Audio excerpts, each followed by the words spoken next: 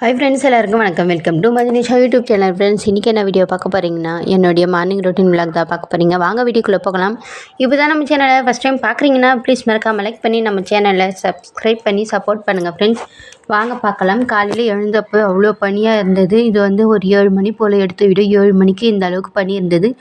இலைங்க மேலெல்லாம் அப்படியே பனித்துளி அப்படியே இருந்தது. மழை துளி பாரு.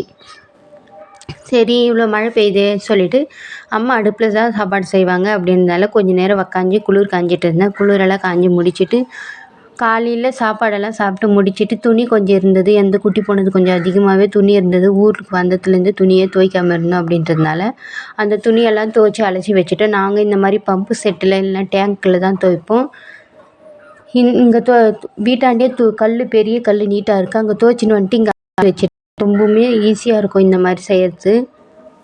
எல்லாத்தையும் அலசிட்டு துணியெல்லாம் வந்தலான்னு சொல்லிவிட்டு துணி வந்ததுக்காக தான் போயிட்டு இருந்தேன். பக்கத்துலேயே கொடி இருக்குதுன்னு சொல்லிவிட்டு அங்கே துணி வந்துட்டேன். அங்கே பாதி துணி தான் வந்துட்டேன். பாதி துணிக்கு இடமே பார்த்தல, அந்த அளவுக்கு துணி இருந்தது. ஒரு அணைக்கொடிக்கு மேலேயே துணி இருந்தது. எல்லாத்தையுமே துவைச்சி வந்துட்டு அம்மா வந்து கொல்லிக்கு வர சொல்லியிருந்தாங்கன்னு சொல்லிட்டு கொல்லிக்கெல்லாம் போயிட்டு வந்திருந்தேன். கொல்லிக்கெல்லாம் போய் வந்துட்டு அதுக்கப்புறமா ஈவினிங் போல் ஒரு சூடாக டீ போட்டு குடிச்சிட்டேன். நான் ஒரு டீ பைத்தியம் அப்படின்றதுனால அடுப்பில் கூட டீ போட்டு லைட்டாக சூடு பண்ணி கூட குடிப்பேன். துணி பாதி வந்துட்டு பாதி அப்படியே இருந்தது. எல்லா துணியும் எடுத்துன்னு போகலான்னு சொல்லிட்டு ஈவினிங் வந்து பார்த்தா இந்த குட்டி பொண்ணு இந்த மேலே ஏறி நின்றுட்டு அலப்பறை பண்ணிட்டு இருந்தா.